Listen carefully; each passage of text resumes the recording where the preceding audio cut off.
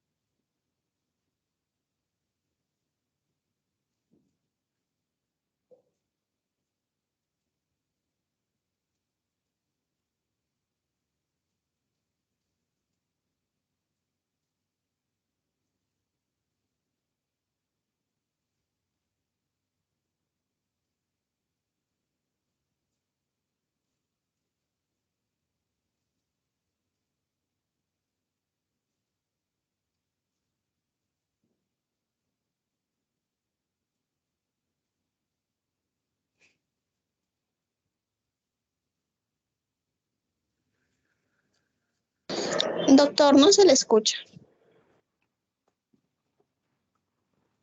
¿Podemos comenzar ya la clase? Todavía no.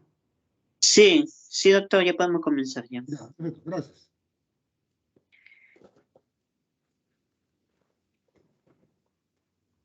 Vamos a hacer la clase de circulación extracorpórea. La historia de la cirugía cardiovascular comienza cuando el doctor Roberto Gross, en 1938, en Boston, hace con éxito la cirugía de la persistencia del conducto arterioso. Después, el doctor Clarence Crawford, en 1945, en Suecia, Estocolmo, realiza la cirugía de la coartación de la aorta. En el año 1944, el doctor Alfredo Blalock y la doctora Helen Townsend, en Baltimore, Estados Unidos, hacen una cirugía paliativa para la tetralogía de Fallot. Y en 1953, el doctor John Gibbon, en Filadelfia, Estados Unidos, utiliza la máquina de circulación extracorpórea para operar a una paciente de comunicación interauricular. Entonces, estos son grandes, digamos, hitos en la historia de la cirugía cardiovascular. Estos son los pioneros en la cirugía cardiovascular. El doctor Gross, en el año 1938, en Boston, hace la cirugía de la ligadura del conducto arterioso. El doctor Crawford, el año 45, en Estocolmo, Suecia, hace la cirugía de la coartación de la aorta. El doctor Crawford acá con su cirugía de coartación. El doctor Alfredo Blalock, a sugerencia de la doctora Helen Townsend, que era una cardióloga pediatra, realiza la cirugía de Blalock-Townsend, que era una comunicación entre la arteria subclavia con la arteria pulmonar. En estos pacientes que tenían una tetralogía Fallot, que poca sangre pasaba a los pulmones, entonces a través de esta comunicación entre la arteria subclavia y pulmonar, llegaba más sangre a los pulmones para oxigenar la sangre. Esta cirugía de Blalock-Townsend lo realizó en Baltimore en el año 1944. El 6 de mayo de 1953, el doctor John Gibbon realiza por primera vez en el mundo una cirugía utilizando la circulación extracorpórea. Esta fue la primera máquina que utilizó el doctor Gibbon para hacer la cirugía. Otro pionero en la cirugía cardiovascular fue el doctor Walton Lillehei, quien utilizando a otro ser humano como una máquina, en el año 1954, hizo una corrección de comunicación interventricular. Estas son las modernas máquinas de circulación extracorpórea que se utilizan actualmente. Cuando un paciente va a ser operado de corazón con circulación extracorpórea, lo primero que se hace con el paciente es el monitoraje hemodinámico. Consiste en determinar el ritmo cardíaco, la presión venosa central, la presión arterial directa, sistólica, diastólica y media, la diuresis, se mide la temperatura esofágica y rectal, se monitorizan los gases sanguíneos en el catéter que está en la arteria, se saca sangre arterial y se monitorizan los gases sanguíneos. En los pacientes de alto riesgo se mide la presión capilar pulmonar utilizando un catéter que se llama catéter de Swan-Ganz. Entonces, esos son los parámetros que se tiene para monitorizar al paciente para hacer la cirugía extracorpórea.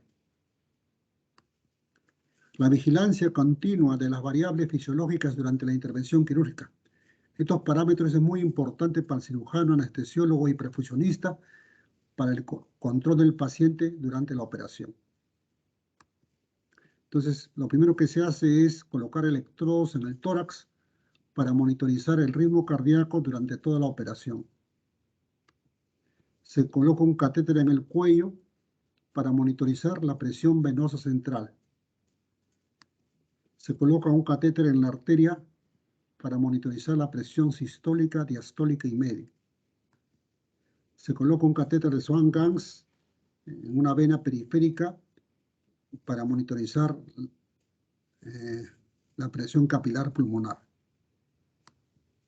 Entonces el catéter entra por una vena del brazo generalmente, llega primero a la aurícula derecha, pasa al ventrículo derecho, luego pasa a la arteria pulmonar y al final se enclava en el capilar pulmonar. Acá tenemos entonces el corazón derecho y el corazón izquierdo.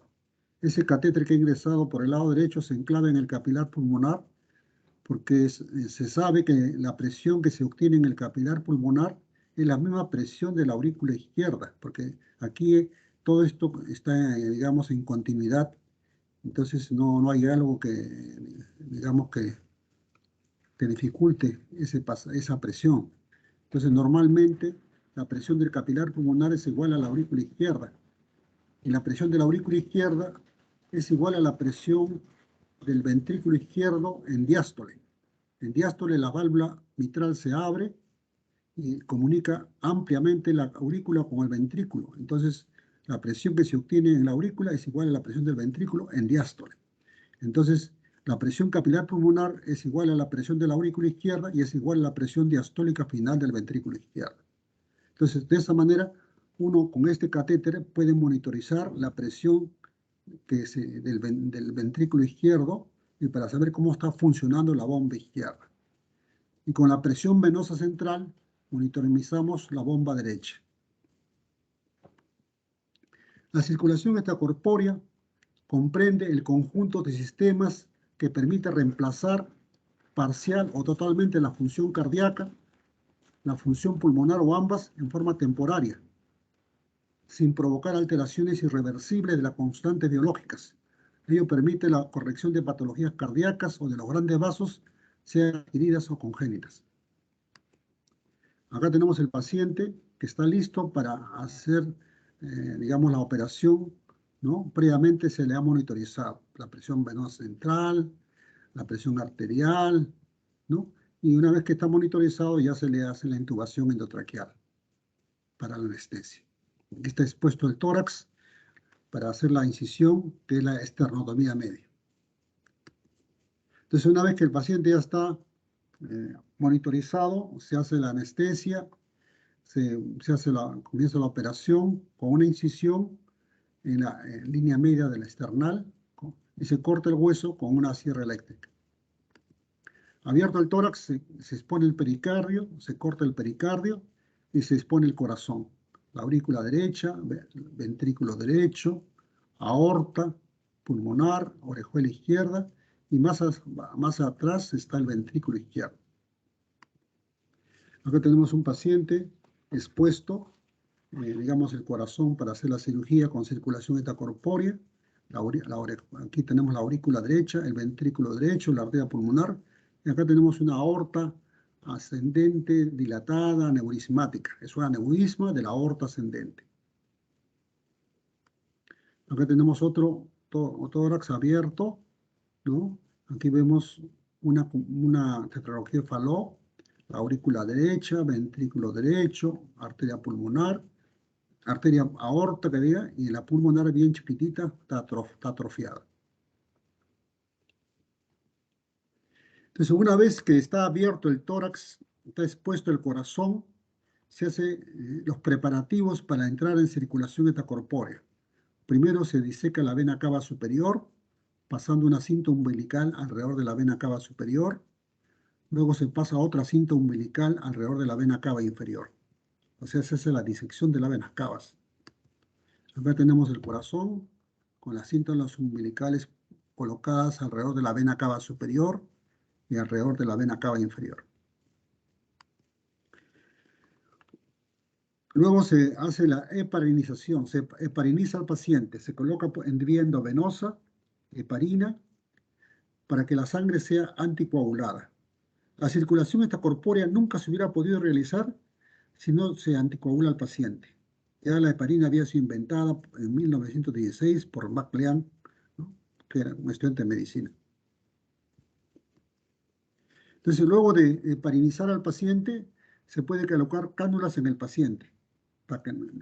Se coloca una cánula en la aorta ascendente o en la femoral, en la arteria femoral. O sea, algunos colocan en la aorta ascendente, otros prefieren la femoral. Aquí está canulada la femoral. Pero previamente, antes de canular al paciente, hay que colocar heparina, hay que anticoagular al paciente. Luego de canular la aorta, se canula la vena cava.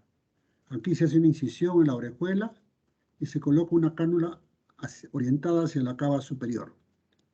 Y más abajo, en la aurícula derecha, se hace otra incisión y se canula la cava inferior. Entonces se pone dos cánulas en la aurícula derecha, uno orientada hacia la cava superior y otro orientada hacia la cava inferior. Entonces el paciente está canulado, ambas cavas, está canulada la arteria, que puede ser la aorta ascendente o la femoral, y está listo para entrar en circulación extracorpórea. Estas cánulas se conectan a la máquina de circulación extracorpórea, que tiene dos partes fundamentales: el oxigenador, que es el lugar donde va a drenar las venas cavas y se va a oxigenar la sangre. O sea, como un pulmón artificial. Y luego que la sangre está oxigenada, pasa una bomba de rolete que impulsa la sangre, devolviendo al paciente hacia la arteria femoral. Entonces, este es como si fuera un corazón artificial.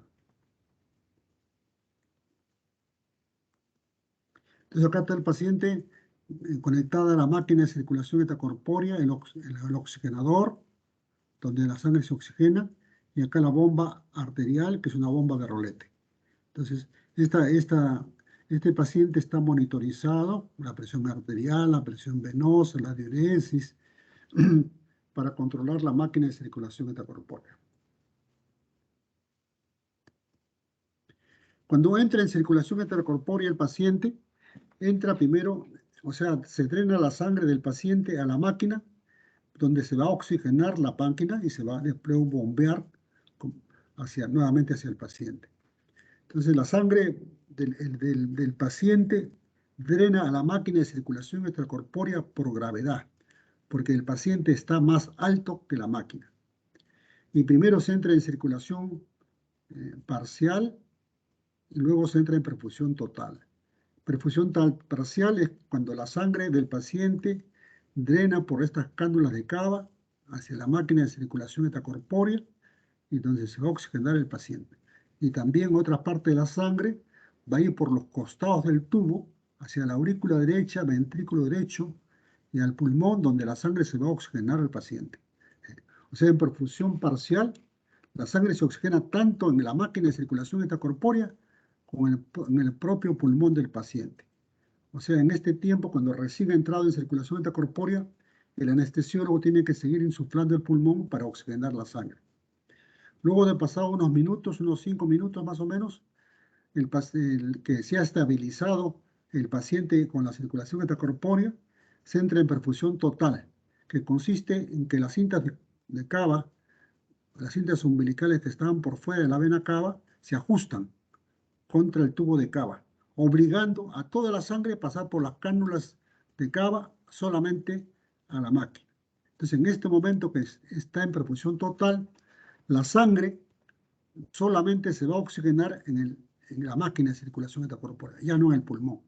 Entonces, el anestesiólogo ya no insufla el pulmón, está en perfusión total. Entonces acá el paciente, la sangre de las cavas está drenando el oxigenador, luego pasa una bomba que lo devuelve el paciente, aquí en este caso a la aorta ascendente. Luego de que la sangre del paciente ha entrado en circulación total, se clampa la aorta ascendente. Se clampa la aorta ascendente y el paciente, el corazón se para por anoxia porque ya no recibe sangre. Acá tenemos un corazón en perfusión total, las cintas umbilicales ajustadas contra los tubos de cava, ¿no? Aquí la aorta ascendente está con un clan, entonces ya el corazón no recibe sangre y se para el corazón para ser operado. El corazón se para por anoxia, porque no recibe sangre. Aquí tenemos un corazón detenido, parado, aquí el clan de la aorta ascendente.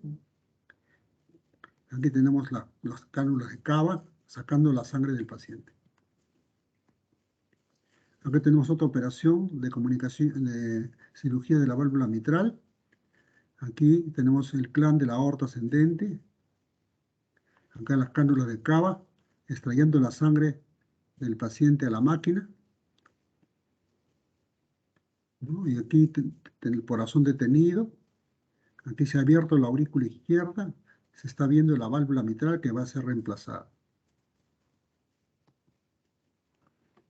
La máquina de circulación extracorpórea en realidad tiene 4 componentes: el oxigenador, la bomba arterial, un sistema de aspiradores que aspiran la sangre del campo operatorio y la devuelven al paciente, un sistema de autotransfusión y un sistema de termopermutación que permite operar al paciente con hipotermia.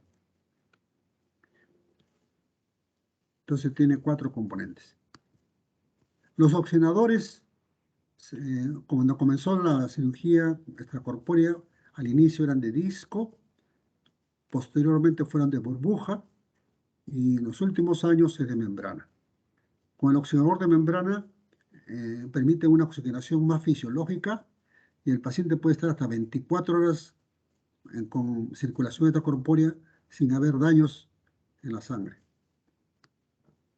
Este es un oxigenador de burbujas que el paciente podía estar hasta 2 horas, 3 horas y después ya había problemas con la sangre. Y este es un oxigenador de membrana que fue ya mejor, que ya permitía que el paciente tuviera más tiempo en circulación extracorpórea, sin haber daños en la sangre. Esta es la máquina de circulación extracorpórea, modelo brasilero. Acá tenemos un oxigenador de burbujas. Aquí tenemos la bomba arterial, o sea, del oxigenador por un tubo pasa, digamos, hacia esta bomba arterial. Aquí tenemos bombas que son aspiradoras, que aspiran la sangre del campo operatorio y lo devuelven al oxigenador, y el oxigenador lo devuelve al paciente. Estas son las bombas, bomba arterial, las bombas aspiradoras. Y dentro de la máquina, en el interior de la máquina, hay unos compartimientos donde se pueden colocar agua helada o agua caliente para recircular esa agua dentro del oxigenador, para calentar o para enfriar la sangre y trabajar en hipotermia. Aquí tenemos la máquina de circulación extracorpórea funcionando. Aquí la sangre venosa es extraída por este tubo. Llega la sangre venosa al oxigenador, lo oxigena, luego pasa a la parte inferior donde la sangre está oxigenada y luego pasa a esta bomba arterial que lo devuelve el paciente ya oxigenada a la sangre, a la arteria femoral o a la arteria aorta. Aquí tienen los aspiradores aspirando la sangre del campo operatorio y lo devuelven al oxigenador, y el oxigenador nuevamente pasa al paciente. Aquí tenemos una máquina moderna, un oxigenador de membrana, aquí la bomba arterial, las bombas aspiradoras. Entonces la sangre drena del paciente a la máquina por gravedad. Hay un burbujeo del oxígeno. En este burbujeo se oxigena la sangre venosa. Luego pasa por un filtro que filtra las impurezas. Luego pasa al lado de un reservorio arterial, donde ya la sangre estaba, digamos, oxigenada.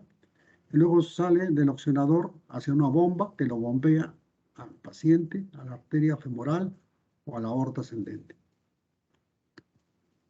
Aquí tenemos una antigua máquina de membrana, digamos, de bolsa.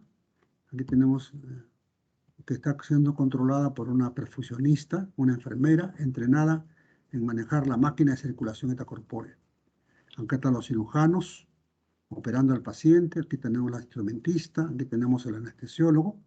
O sea, la cirugía cardíaca con circulación extracorpórea es una cirugía de equipo. Es un monitor que está controlando la temperatura del paciente. Durante la cirugía con circulación extracorpórea hay cambios fisiológicos, se trabaja con bajo débito cardíaco, hay cierto desequilibrio ácido básico, hay trauma de los componentes de la sangre, hay desnaturalización de las proteínas, defectos de coagulación, y puede haber complicaciones de microembolismo de aire que entra al sistema. Y todo esto puede ocasionar algunas complicaciones como hemorragia, desequilibrio ácido básico, disfunción pulmonar, disfunción de órganos vitales. El objetivo de la cirugía cardíaca es operar un corazón detenido, parado, sin sangre y sin producir necrosis. Entonces, cuando uno opera el corazón tiene que estar parado para poder operar, para poder poner los puntos, para poder colocar la válvula o hacer un reemplazo. Debe estar sin sangre y sin producir necrosis, sin dañar al corazón. Entonces, el corazón hay que detenerlo, hay que pararlo. Y digamos, durante esta parada puede haber problemas con el corazón, puede haber una injuria reversible, a pasar a una injuria irreversible y puede morirse el corazón, porque la aorta está clampada y no llega a sangre. Entonces acá tenemos una célula cardíaca normal, con su núcleo, con su citoplasma, sus mitocondrias. Aquí cuando hay una isquemia, que es reversible, ahí las mitocondrias están un poco edematizadas, ha disminuido los gránulos de glucógeno en el citoplasma. Y aquí ya cuando hay muerte celular, cuando ya se pasó el tiempo de clampeo de aorta y ya el corazón, digamos, se necrosó. Ya las crestas mitocondriales se rompieron, se desaparecieron, hay un edema, ¿no? Hay también un trastorno del núcleo de la célula. Entonces, para proteger al corazón, para evitar esta necrosis del corazón durante la parada cardíaca, ¿no? Y no haya injuria irreversible, se hace lo que se llama la protección del miocardio durante la parada cardíaca. Se hace con cardioplegía, con hipotermia tópica e hipotermia general. La cardioplegía produce un paro diastólico inmediato y sostenido, disminuyendo las demandas energéticas. O sea, ni bien se pone el clan de la aorta para parar el corazón, por debajo del clan se pone una aguja y a través de esa aguja se infunde una solución cardioplégica que lo para en seco al corazón para evitar que siga latiendo y siga gastando ATP, siga gastando fuentes de energía. Esta cardioplegía aporta sustratos de fuente de energía y conserva los depósitos de fosfatos de alta energía. Entonces, durante la cirugía, la circulación extracorpórea también se puede trabajar con hipotermia. A través de la circulación extracorpórea se baja la temperatura del paciente, ¿no? Con el objeto de enlentecer los procesos bioquímicos, especialmente las reacciones enzimáticas.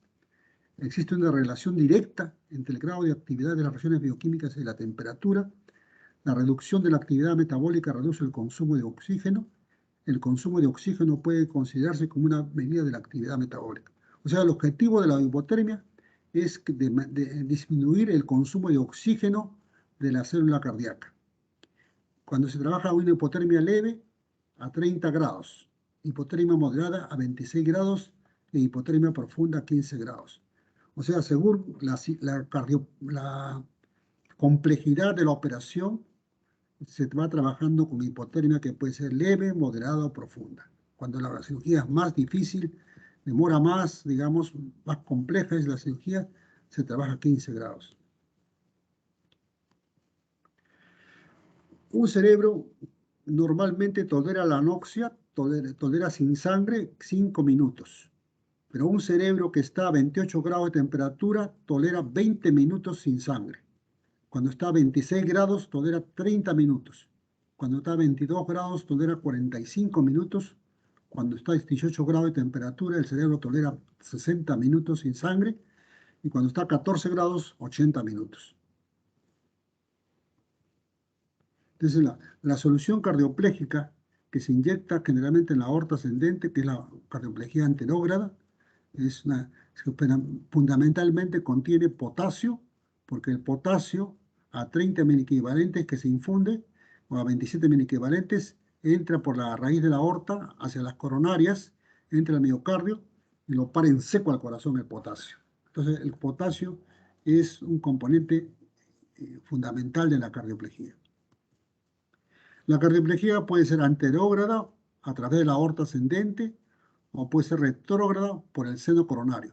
Se abre la aurícula derecha, se cateteriza el seno coronario que desemboca en la aurícula derecha y a través de ese catéter que se coloca en el seno coronario se va a infundir la solución cardioplégica que viene por las venas pulmonares, por las venas coronarias.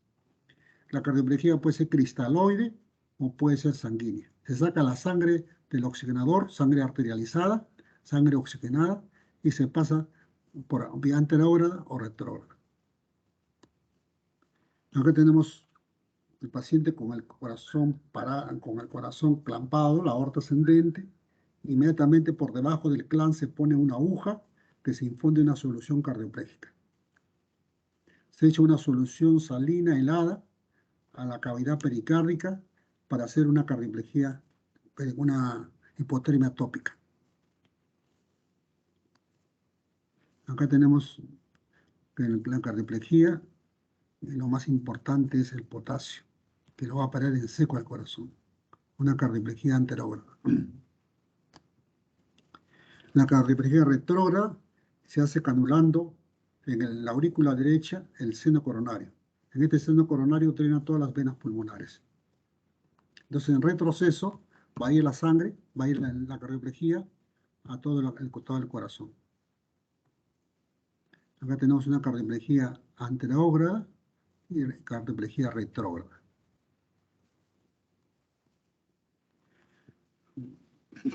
La cirugía cardíaca con circulación extracorpórea es una cirugía que, digamos, todos los médicos tienen que seguir el mismo paso. Los cirujanos tienen que comienza con el monitoraje hemodinámico, luego la anestesia o intubación endotraqueal. Se hace una incisión, una esternotomía media, se hace la preparación para circulación extracorpórea, se pariniza, se canula, primero la arteria, que puede ser la aorta ascendente o la femoral, y luego las cavas. Luego se entra en perfusión parcial, luego se entra en perfusión total, y luego se clampa la aorta. Inmediatamente se hace la protección miocárdica con cardioplejía e hipotermia. Luego, con el corazón detenido, se hace la cirugía programada, ya sea congénita, valvular o coronaria. Luego de terminar la cirugía, se hace el desclampaje de la aorta. Al desclampar la aorta, llena la sangre nuevamente el corazón y puede latir el corazón espontáneamente con, digamos, con ritmo sinusal. O a veces el corazón entra en fibrilación ventricular y hay que desfibrilarlo con unas paletas. Luego de que el corazón ya está latiendo, termina la perfusión, se sacan las cánulas del corazón, se neutraliza la heparina con sulfato de protamina y se cierra la incisión. Es así como se realiza la cirugía cardíaca con circulación extracorpórea. Acá tenemos el corazón fibrilando, entonces se choca con unas paletas para desfibrilarlo y que el corazón entre nuevamente en ritmo sinusal, una vez que se ha desclampado la aorta ascendente. Luego se cierra el tórax, el esternón con alambre metálico.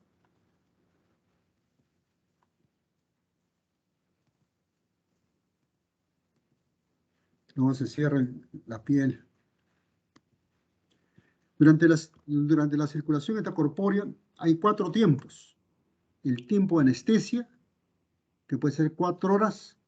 El tiempo operatorio, que puede ser 3 horas. El tiempo de circulación extracorpórea, que puede ser 2 horas. Y el tiempo de parada cardíaca, que puede ser 1 hora.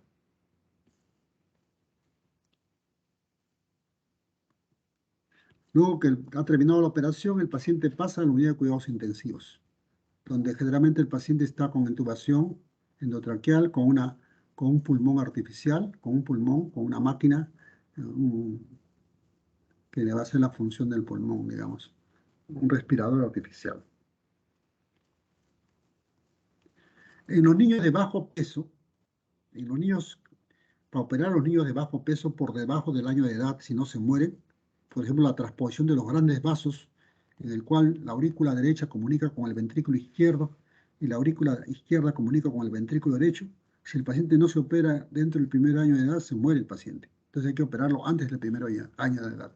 En estos pacientitos se opera con una técnica especial que se llama hipotermia profunda con parada circulatoria total, en el cual generalmente se baja la temperatura hasta 15 grados. Entonces la hipotermia profunda con parada circulatoria total para operar la transposición de los grandes vasos. En los adultos, esa técnica de hipotermia profunda con parada circulatoria total también se puede emplear cuando se opera aneurismas del callado de la aorta.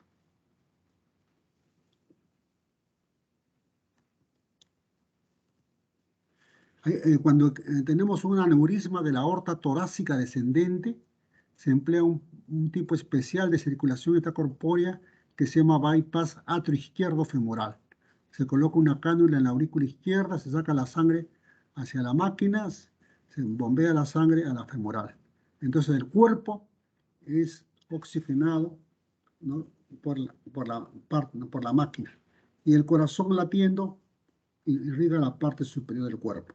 Se clampa la aorta, el aneurisma por encima y por debajo del clamp, y se repara este aneurisma. El aneurisma de la aorta torácica descendente está reparado. Aspectos importantes de la circulación extracorpórea: hay que anticoagularlo, puede trabajarse con hipotermia, se hace la protección de miocardio y siempre hay que monitorizar. Conclusiones. El monitoraje hemodinámico se realiza al inicio de la circulación extracorpórea. Antes de entrar en circulación extracorpórea se debe anticoagular el paciente. En perfusión parcial el paciente se oxigena en su pulmón y en la máquina de circulación extracorpórea. La presión capilar pulmonar es igual que la presión de la aurícula izquierda. Durante la circulación extracorpórea la sangre venosa drena a la máquina de circulación extracorpórea por gravedad. El bypass atrioizquierdo femoral se emplea para operar aneurisma de la aorta torácica descendente. Lo que ha disminuido la mortalidad en circulación extracorpórea es la protección de miocardio con cardioplejía sanguínea y el oxigenador de membrana.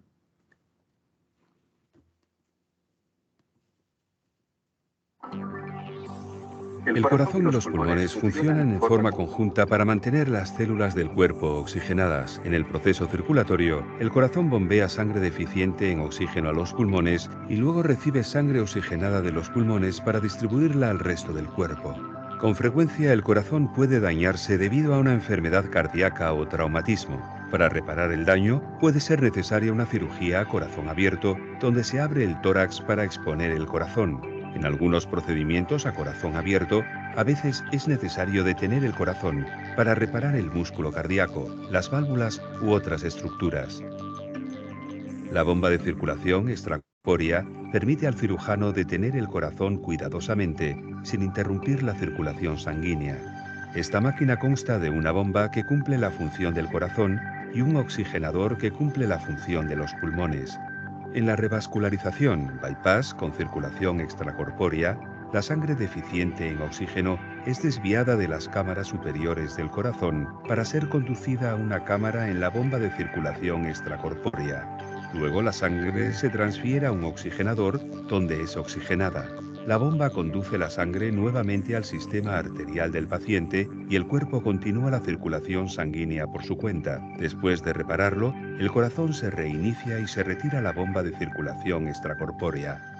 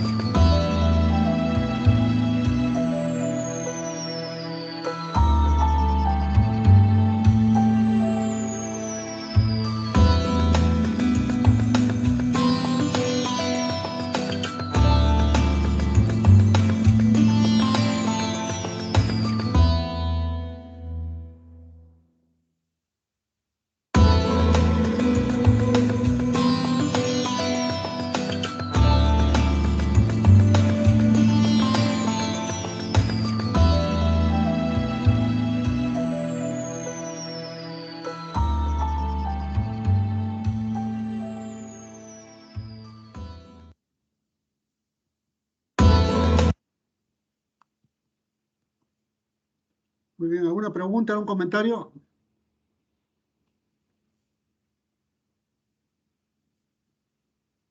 ¿De la clase?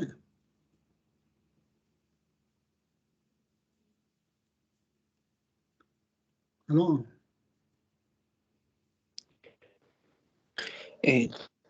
Todo salió muy bien. ¿No hay preguntas? Consulta. Sí, cómo no.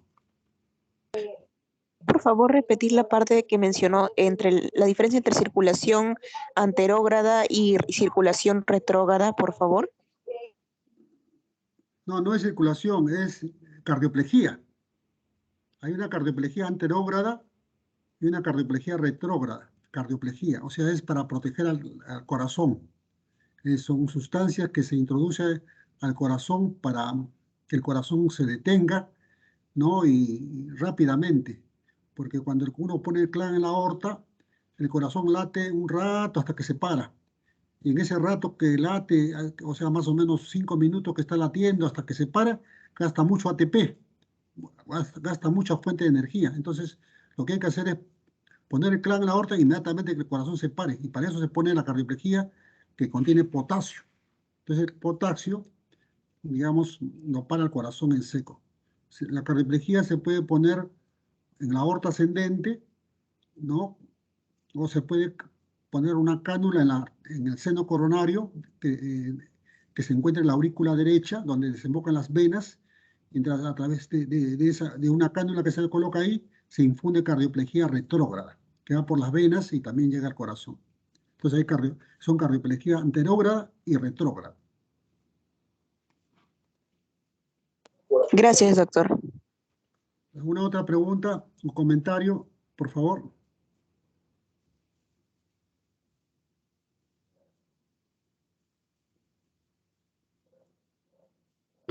Doctor, una consulta.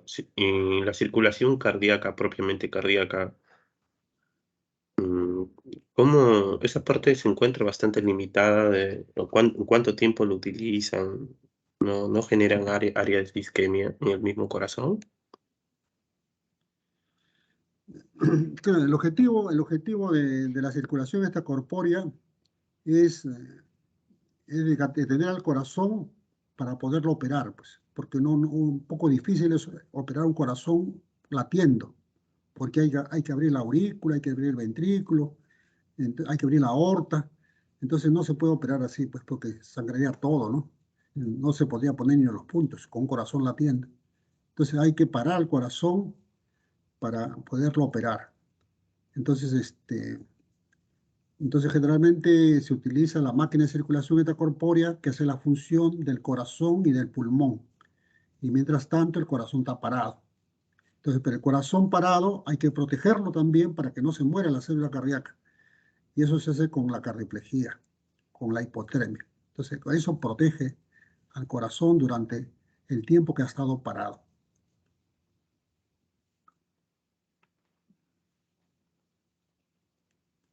Muy bien.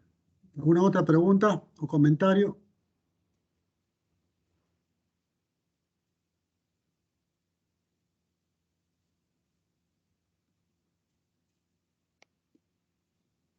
¿Aló?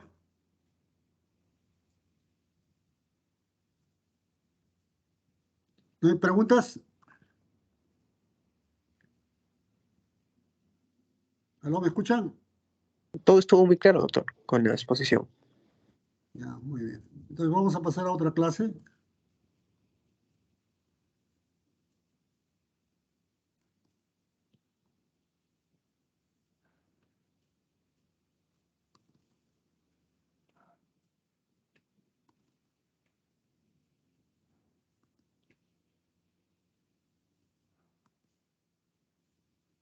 Por favor, ven valvulopatía del corazón.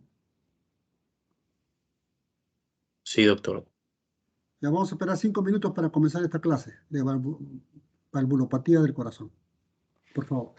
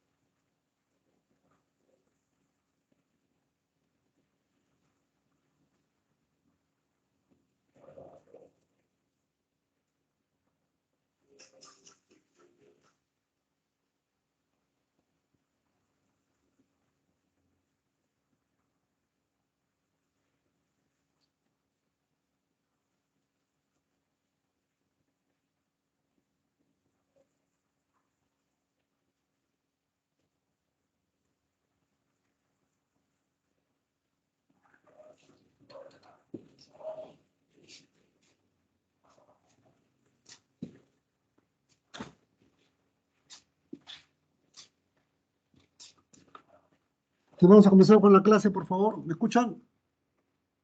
¿Aló? Sí, doctor, sí Sí, se doctor. escucha. Vamos a comenzar. Sí, se escucha, doctor. Bueno, el corazón es una bomba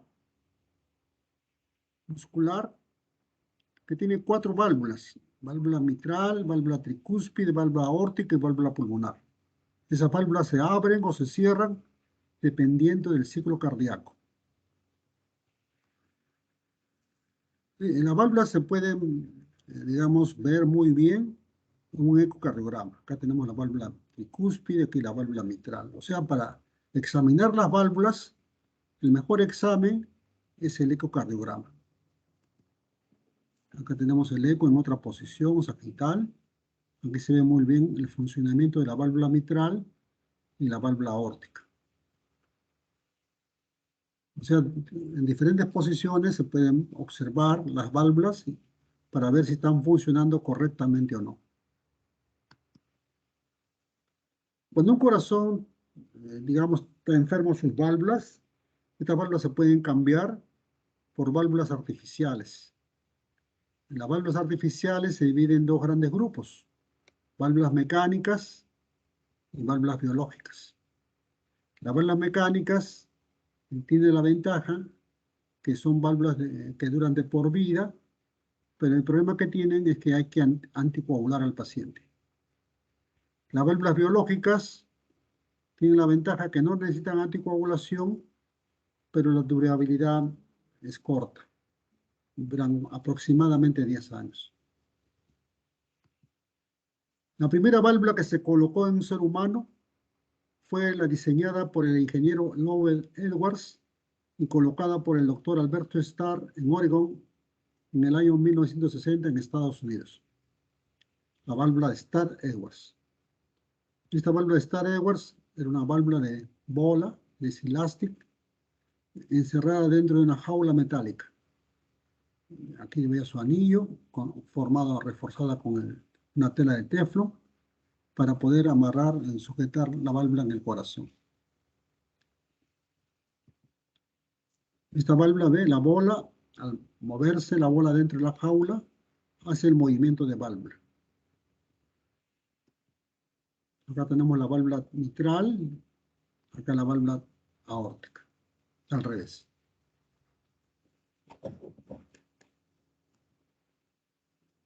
Posteriormente se diseñaron válvulas de mejor calidad, digamos, hemodinámicamente mejores, y el material con que estaban construidas estas válvulas eran de carbón pirolito. El carbón pirolito es un material muy importante para la construcción de válvulas cardíacas, porque es un material tromboresistente, no biodegradable, no lo degrada la sangre, y es un material muy durable. Entonces ahí salió la válvula de disco en Estados Unidos la válvula de Lilly-Hicaster, en el cual el disco, cuando se está en posición vertical, está abierta, y cuando está en posición horizontal, está cerrada. En Europa se utilizó muchos años la válvula de disco diseñada por Björk Chile, laboratorio Björk Chile. En Europa, muchos años se utilizó esta válvula. Aquí está abierta cuando está en posición casi vertical y está cerrada cuando en posición horizontal. El material con que está construido también es de carbón pirolito. Aquí una válvula de Björk Chile en posición aórtica. Aquí está abierta. En realidad las válvulas de disco no se abren completamente porque siempre se abren en forma casi oblicua, no se pueden abrir en forma vertical. Entonces esta abertura no, digamos, crea cierta resistencia al flujo de la sangre, al pasaje de sangre. Hay cierta resistencia, porque no se abren en forma perpendicular. Posteriormente se diseñaron válvulas bivalvas, en el cual el disco se partía por la mitad. Entonces, en este caso sí, la válvula se abría en forma vertical y la sangre podía pasar tranquilamente sin ninguna resistencia de una cámara a otra cámara. Entonces, una válvula perfecta hemodinámicamente. La válvula de St. Jude, o St. Judas. Aquí tenemos una válvula de St. Jude en posición mitral y otra en posición aórtica. Válvulas biológicas, la más conocida en el mundo fue la válvula de Carpentier-Edwards, que es una válvula de chancho, de aórtica de cerdo, en el cual se saca la válvula aórtica de los animales y se sutura sobre un anillo metálico forrado con una tela de teflón. Aquí visto por arriba, aquí visto por abajo. Otra válvula biológica que también se utilizó muchos años es la válvula construida de carbón de pericardio bovino. Entonces se sacaba el pericardio de los animales y se le construía una forma de 3 válvulas dentro de un anillo metálico forrado con teflón. La cirugía valvular en general no es una cirugía curativa porque las mismas válvulas tienen problemas que pueden ocasionar, digamos, alteraciones en los pacientes, complicaciones en los pacientes. Aquí tenemos una válvula de bola, en la cual la bola se ha roto y se ha salido de la jaula. Aquí tenemos otra válvula de bola, en la cual un poste se ha roto y la bola sale de la jaula y emboliza y el paciente se muere. Aquí tenemos una dehiscencia de la válvula, en el cual los puntos que lo están sujetando al corazón se han roto. Entonces hay una dehiscencia paravalvular y un flujo paravalvular. La sangre pasa por esto y hay un pasaje de sangre anormal por este espacio. Aquí tenemos una válvula de St. Jude en el cual el disco se ha salido, se ha roto. Acá tenemos una válvula de disco trabada, porque no tomó su anticoagulante, la sangre se trabó por los trombos que se han formado alrededor de la válvula. Otra trombosis valvular. El paciente se traba, la válvula no se mueve y el paciente se muere. Aquí otra trombosis de la válvula. Aquí una válvula biológica, por el tiempo se ha roto las válvulas. Aquí una válvula biológica infectada. Esto es un lleno de bacterias, ¿no? Y una endocarditis bacteriana.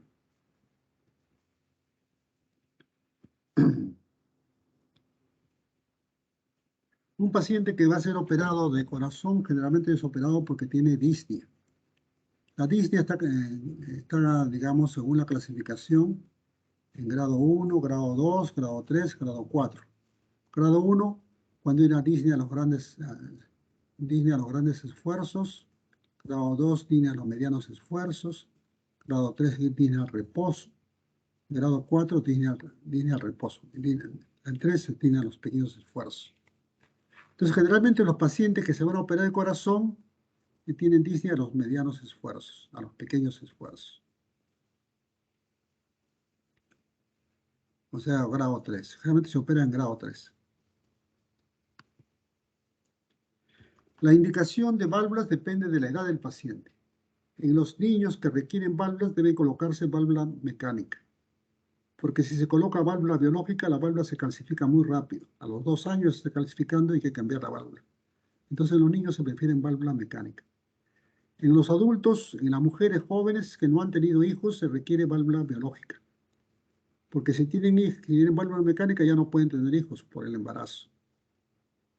En la época avanzada de la vida, en la vejez, se prefiere válvula biológica porque la anticoagulación es un problema porque puede provocar sangrado en los pacientes. Entonces, en la vejez, colocar mejor válvula biológica. Colocar una prótesis valvular equivale a producir en el paciente una enfermedad iatrogénica, ya que la prótesis presenta problemas de trombosis, embolias, endocarditis, disfunción de prótesis y a menudo complicaciones por los anticoagulantes. La enfermedad más frecuente que afecta a las válvulas es la fiebre reumática, que produce una inflamación en la garganta y luego los gérmenes viajan y se alojan en las articulaciones, en el corazón, en el cerebro. Entonces, la cardiopatía valvular puede clasificarse en 2 grandes grupos. Cardiopatías que afectan el ventrículo izquierdo y cardiopatías que no afectan el ventrículo izquierdo. La cardiopatía que no afecta el ventrículo izquierdo es la estenosis mitral. La cardiopatía que sí afecta el ventrículo izquierdo es la insuficiencia mitral, la insuficiencia aórtica y la estenosis aórtica. Afectan el ventrículo izquierdo.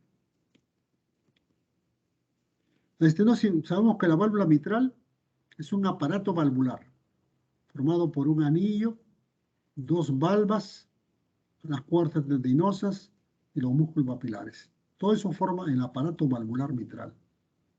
Generalmente el área es de 2 a 4 centímetros cuadrados.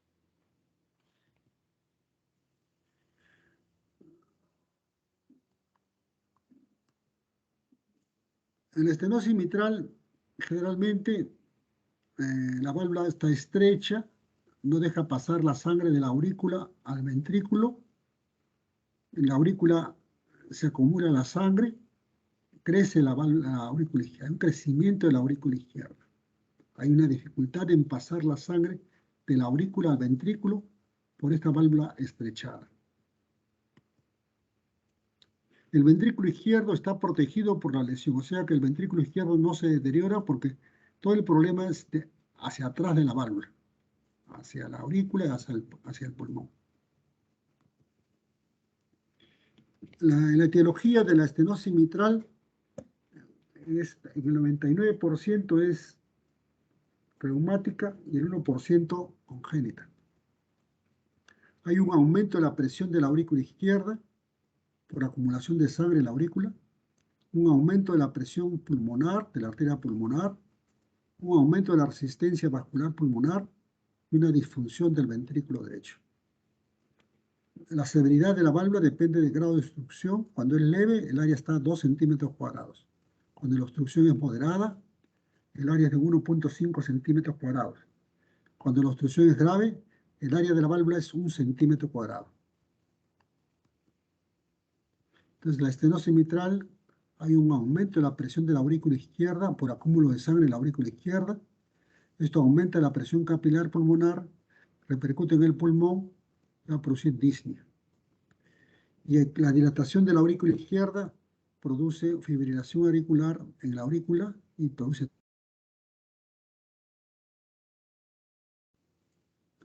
Las complicaciones de la estenosis mitral es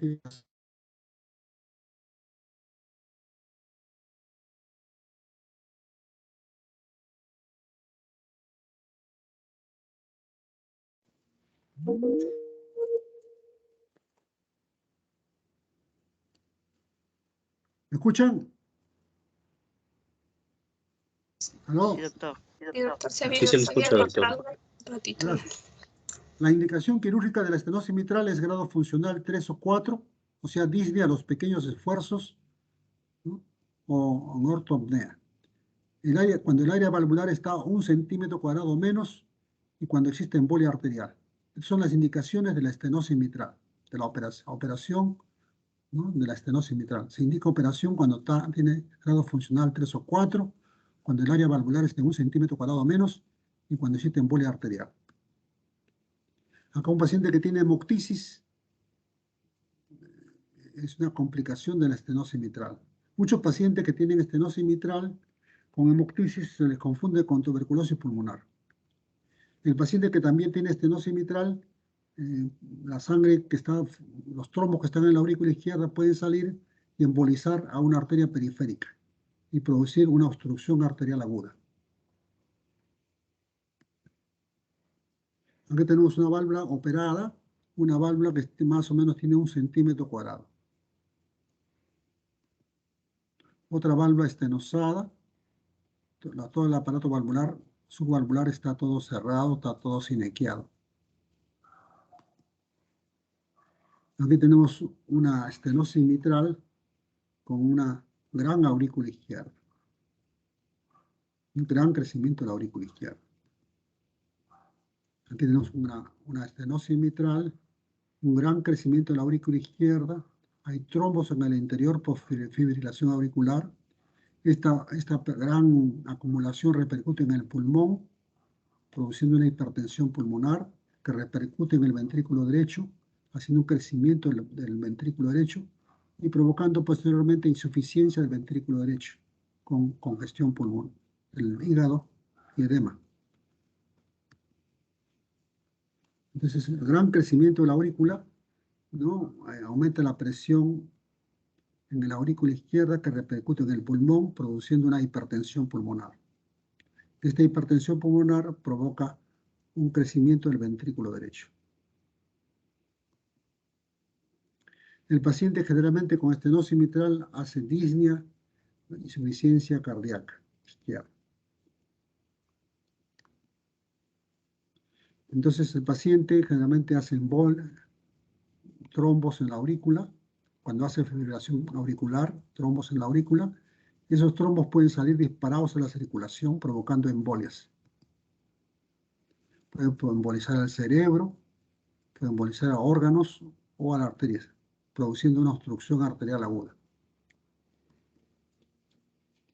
Aquí tenemos una radiografía, un crecimiento de la aurícula izquierda, del ventrículo derecho, la P mitral, crecimiento de la aurícula izquierda, ¿no? La cirugía que más se recomienda cuando el paciente tiene una estenosis mitral es la comisurotomía mitral.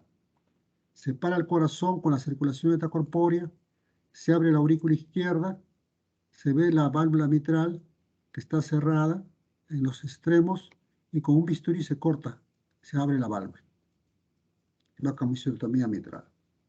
Es lo que se indica en la estenosis mitral.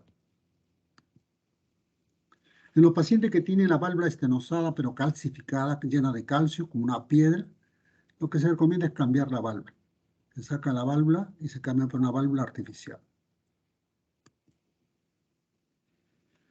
En la insuficiencia mitral existe un gran crecimiento del ventrículo izquierdo porque la válvula está abierta, la sangre, digamos, se regresa de la aurícula al ventrículo porque está insuficiente y la válvula se distiende, el ventrículo y la aurícula también crece en forma gigantesca.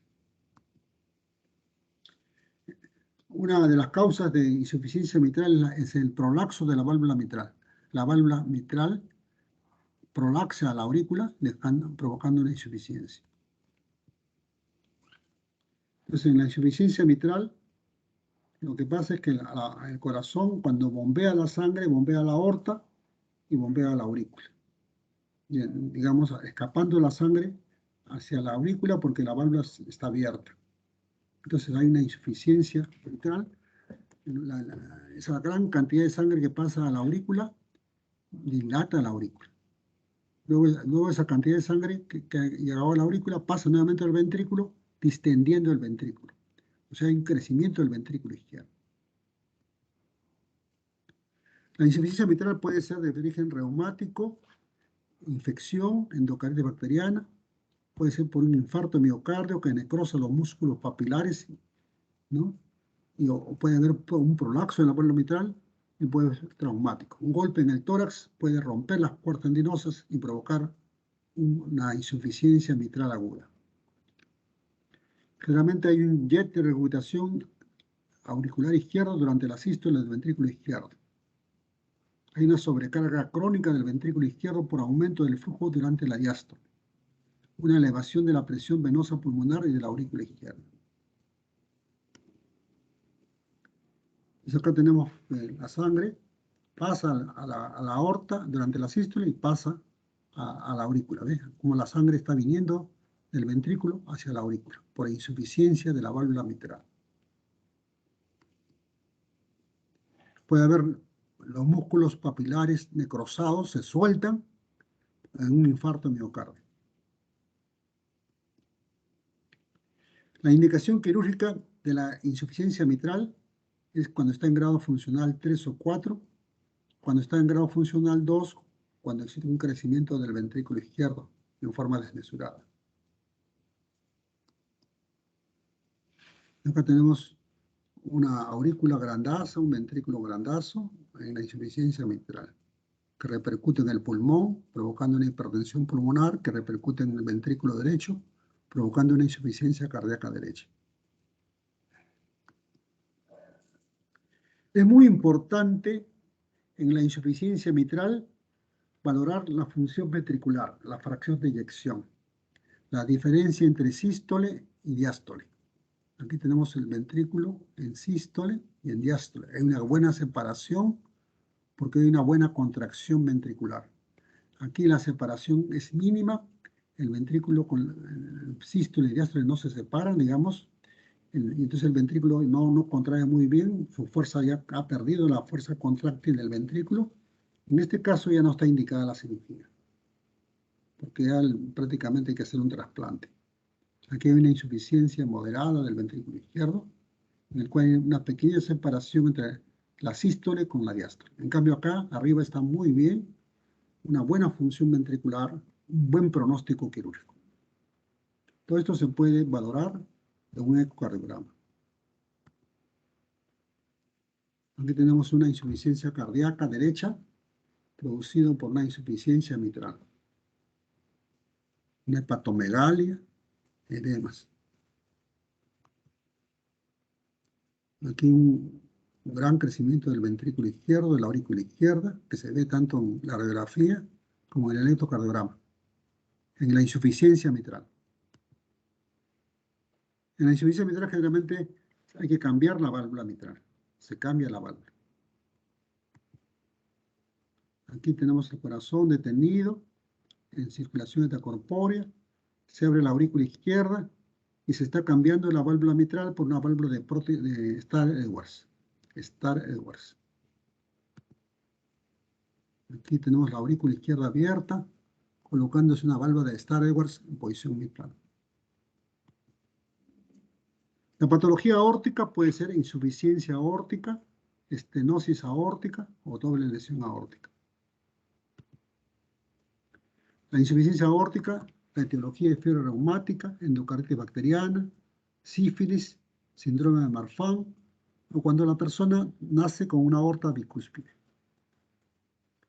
Hay un jet de regurgitación en diástole, la sangre pasa de la aorta al ventrículo porque la válvula no cierra bien, está insuficiente. Entonces, esta sangre que regresa dilata tremendamente el ventrículo izquierdo. Un jet regurgitante en diástole, una dilatación del ventrículo izquierdo para acomodar el volumen diastólico aumentado. La indicación quirúrgica de la insuficiencia aórtica es grado funcional 3 o 4, grado funcional 2 con fracción de eyección menor de 150, o cuando existe una insuficiencia aórtica aguda. Acá tenemos una válvula abierta, insuficiente.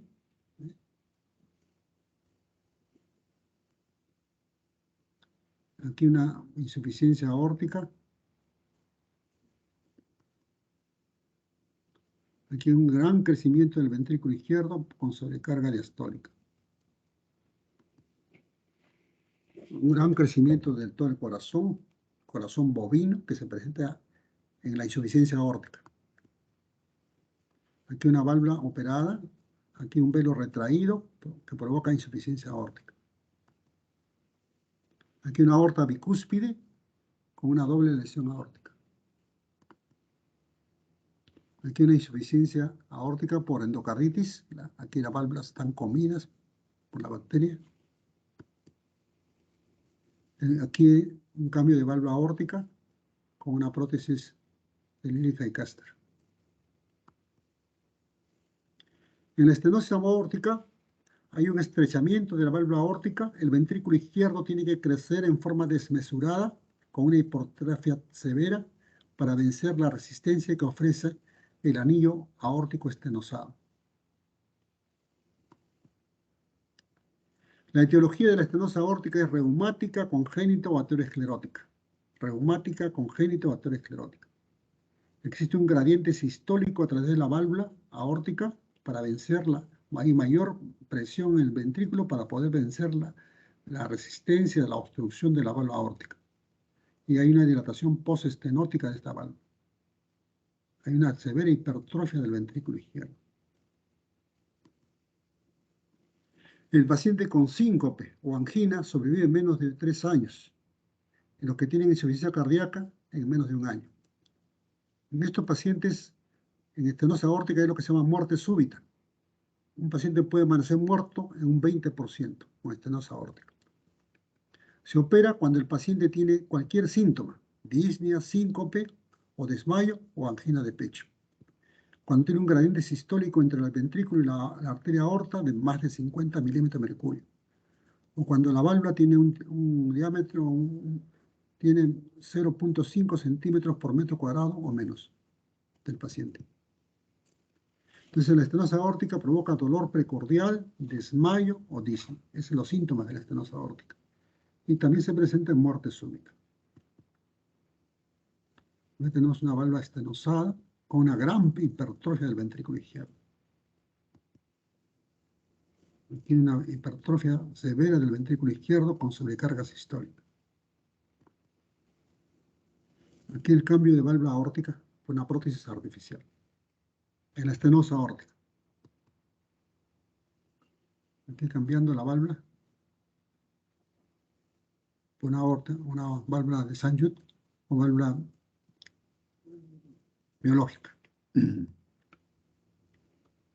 Aquí se abre la aorta ascendente, se ve la válvula aórtica y se reemplaza. Aquí la aorta ascendente abierta, aquí va a reemplazar la válvula aórtica enferma. Actualmente la estenosis aórtica puede reemplazar una válvula aórtica por tratamiento endovascular, sin abrir el tórax. Lo que se llama el TAVI.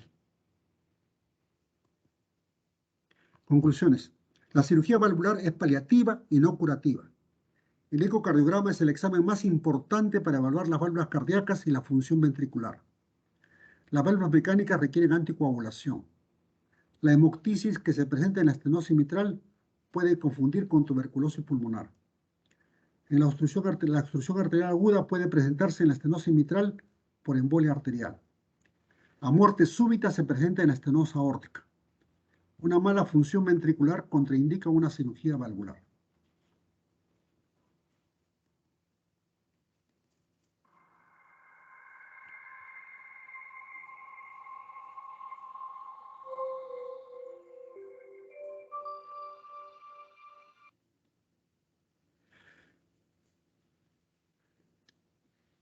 El corazón cuenta con 4 válvulas: aórtica, mitral, tricúspide y pulmonar. Son estructuras anatómicas muy finas, del tamaño aproximado de una moneda, y sirven para regular el paso de la sangre de unas cavidades a otras. Ciertas enfermedades pueden afectarlas hasta provocar que funcionen de manera anómala. En concreto, hay 2 problemas que pueden presentar las válvulas cardíacas. Por un lado, la estenosis, es decir, cuando no abre lo suficiente e impide el flujo de sangre. Y el otro problema es la insuficiencia, cuando no cierra del todo y la sangre vuelve hacia atrás a través de la misma válvula. Hay 2 modos de tratar estas valvulopatías: sustituirlas por una artificial o repararlas. Las válvulas en el corazón pueden sufrir diversas enfermedades que hacen que fallen por diversos mecanismos, y en el corazón hay dos válvulas principales, que es la válvula aórtica y válvula mitral, susceptibles de reparación, y la válvula tricúspide, que generalmente se repara. Y cuando el proceso que afecta a la válvula hace que los velos, que es la estructura que permite el paso de sangre de una cavidad a otra, están muy afectados, con degeneración, calcificación o alteración estructural importante, la válvula debe reemplazarse por una prótesis. Y cuando el aspecto anatómico de la válvula es normal, se puede hacer una reparación. La reparación de las válvulas es más común en los casos de insuficiencia. El equipo de cirugía cardíaca de Hospital Universitario Quirón Madrid cuenta con una amplia experiencia en ello, al haber reparado hasta el momento más de 500.000 de válvulas mitrales, tricúspides y aórticas. La reparación de la válvula se hace cuando la válvula no está muy estropeada y puede conservarse su estructura, y con ello evitamos implantar una prótesis con los efectos adversos que tiene, como es necesitar un tratamiento anticoagulante por vida y las complicaciones derivadas de llevar una prótesis. Para reparar una válvula hay diversas técnicas que se hacen dependiendo de la válvula afectada del corazón, que básicamente es la válvula mitral o la válvula aórtica, y son técnicas complejas que actúan sobre todas las partes de la válvula. Por otra parte, el grado de desestructuración que provoca la estenosis suele obligar al reemplazo de la válvula por una prótesis. Esta es una prótesis mecánica, antes también se llamaban metálicas porque tenían una parte de metal, pero ahora solo son de carbón pirolítico, que es esta sustancia negra que se ve aquí. Lo blanco es una tela especial médica para coser la prótesis al corazón, pero el mecanismo de la válvula son estos dos discos de carbón pirolítico que abren y cierran. No hay ningún mecanismo que ayude a abrir y cerrar, solo la diferencia de presión entre dos cámaras cardíacas es lo que hace que los discos abran y cierran correctamente. De hecho, esta válvula ya tiene 30, la venimos utilizando cerca de 30 años y sigue siendo una de las mejores válvulas, y se continúa utilizando en todos los hospitales, o la mayor parte de los hospitales del mundo. La ventaja de esta prótesis es que su longevidad es muy alta, tratada en un aparato que abre y cierra la válvula 1000 veces por minuto. Sabemos que empieza a tener usura después de 100 años, o sea que su longevidad es muy alta. Tiene el inconveniente de estas válvulas de que hay que tomar un anticoagulante que se llama Synthron y que obliga al paciente a tomar una medicina continuadamente, y que tiene pequeños inconvenientes o servidumbres, como la gente sabe que ocurre con el Synthron. Existen dos grandes grupos de válvulas, las biológicas y las mecánicas. Las biológicas están hechas a base de pericardio bovino o implantando la raíz de un cerdo sobre un soporte metálico para colocársela a los pacientes. Las mecánicas están hechas fundamentalmente de carbón pirolítico, y este tipo de prótesis ha demostrado muy buenos resultados a largo plazo. Tanto las biológicas como las mecánicas tienen sus indicaciones y contraindicaciones. Y la indicación de estas prótesis se realiza siempre teniendo en cuenta diferentes características del paciente, la edad, patología previa, etc.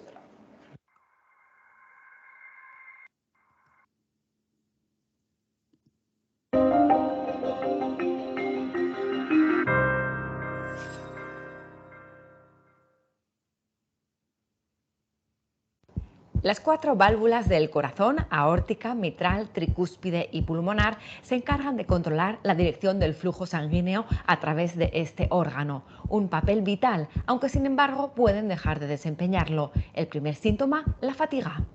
Y si eso se deja evolucionar y no se trata de forma rápida, bueno, pues ese cansancio va siendo a esfuerzos más pequeños, llegando incluso a atarse los zapatos, suponer una situación de estrés para el paciente y de ahogo. Es entonces cuando hay que actuar, cuanto antes mejor. Cuando tenemos que cambiar una válvula, tenemos dos opciones de válvulas. Una son las válvulas mecánicas, que están hechas de materiales sintéticos, que tienen la gran ventaja de que son eternas, duran toda la vida y tienen el inconveniente de que necesitan anticoagularse para que no se formen trombos a su alrededor. Las otras válvulas son las válvulas biológicas, que están hechas de tejidos animales. Son biocompatibles, es decir, son muy similares a las nuestras, aunque vayan montadas sobre un soporte artificial, y se comportan exactamente igual que las nuestras, por lo tanto no necesitan anticoagulación y tienen el inconveniente de que, como las nuestras, tienen una durabilidad limitada. Dos tipos de válvulas que los cirujanos cardíacos colocan según la edad del paciente. Por ejemplo, gente de 40 a 50 años que pues, van a requerir que la válvula funcione durante 20, 30 o 40 años, pues lógicamente se tiende a poner válvulas mecánicas para evitar reoperarles en el futuro. También la técnica quirúrgica depende de la edad. Normalmente la operación se realiza mediante cirugía abierta, salvo en pacientes de avanzada edad a los que ya se les está realizando la intervención de forma percutánea. Y es que los avances en este campo no han hecho más que comenzar. Bueno, ya hay trabajos y ya hay gente que está trabajando en la creación de válvulas compatibles con nuestros propios tejidos, es decir, que lo que hacen es cultivar estas válvulas o estos tejidos que se pegan sobre unas estructuras fibrosas sintéticas y que se reemplazan luego por células originales del paciente. Pero bueno, todavía estamos en fase de creación de esta estructura y de estos diseños. Válvulas diseñadas especialmente para devolver al corazón su ritmo más natural de la manera menos invasiva.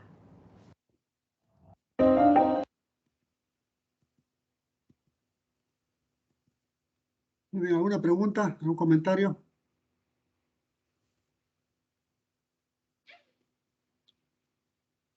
Sobre la cirugía valvular.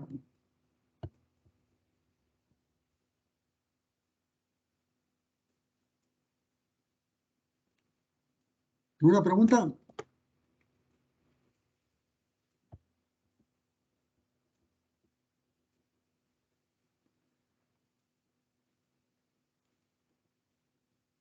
¿No me escuchan?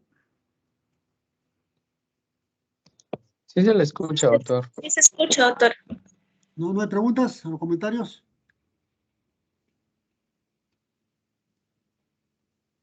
Bueno, entonces es todo. Muchas gracias por escuchar mi clase. Muy amable. Gracias. Muchas gracias, doctor. Muy bien, gracias. Gracias, doctor. Hasta luego. Gracias.